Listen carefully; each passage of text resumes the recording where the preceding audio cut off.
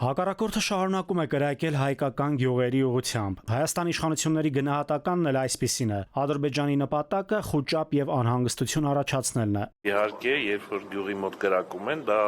անհանգստացնում է բոլոր գյուղացիներին, դա բնական է, որ այդպես էլ կա։ Եթե տեսնում են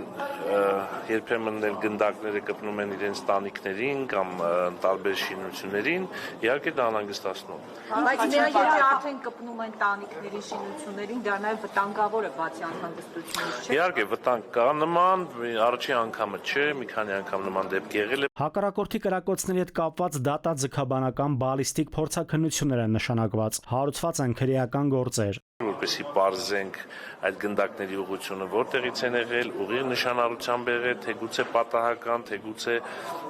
այլ հանգամանքներում։ Այս քրեական գործերի քննություններից արդեն այդ մտադրություններն էլ ավելի կպարզեցվեն։ Լրագրողները դիտարկում են անում, որ գերտերությունների տարբեր պաշտոնյաներ են հայտարարում, թե Սյունիքում էսկալացիայի վտանգ կա։ Իշխանությունը դեռ շարունակում է հայտարարել Ադրբեջանի հետ խաղաղություն կնքելու մասին։ ՔՊԱ-ականները որքանով են համոզված, որ պատերազմ չի լինելու։ Խաչատրյանը պատասխանում է, թե բոլոր գերտերություններն իրենց շահերն ունեն։ Հայաստանի Հանրապետության իշխանությունը ասում այն, ինչը որ կա,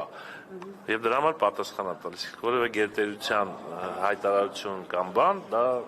չես կարող ասել ինչ հիմքեր ունի եւ ինչպիսի։ Ես նորից եմ կրկնում, Ադրբեջանը ամեն ինչ անում է, որպեսզի անհանգստություն ստեղծի սահմանային հատվածում։ Ցավոք սրտի այդ սահմանային հատվածներում նրանք բնակչություն չունեն։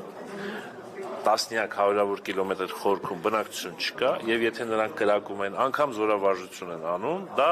ինչ որ չափով հնարավոր է որ լսում են մեր գյուղերում եւ ցանկացած կրակոցից այն ինչ որ չափով անհանգստություն։ Այնպես չի, խոճապ չկա։ Ահա այս համապատկերում էլ ՔՊԱ-ականները հավատում են եւ վստահ են, թե Հայաստանի եւ Ադրբեջանի միջեւ խաղաղության պայմանագիր կնքելուց հետո Ադրբեջանը չի կրակի։ Որովհետեւ եթե կնքվի, արդեն զորքերը չեն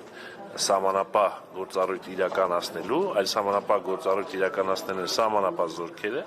երկուստեք իսկ նման պայմաններում մենք տեսնում ենք, որ այդպիսի դեպքեր չեն գրավում։ Հիմա մենք դիվանագիտական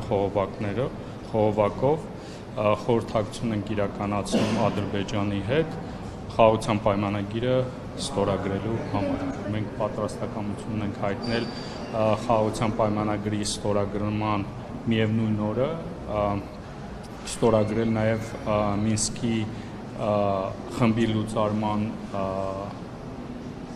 դիմումը։ Իշխանական падգամավորի դիտարկմամբ, եթե հայկական կողմը համարժեք պատասխան տա ադրբեջանական կրակոցներին, կլինի էսկալացիա։ Չես կարող ասել այդ էսկալացիան որտեղ կկանգնի։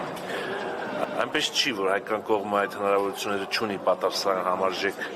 գործողությունների դիմելու, բայց Հայաստանի Հանրապետության կառավարության դիրքորոշումը նա է, որ խաղաղության պայմանագիր ամեն կերպ պետք է հասնել խաղաղության պայմանագրին եւ էսկալացիոն գործողությունները հնարավոր չէ թույլ տալ, բայց նաեւ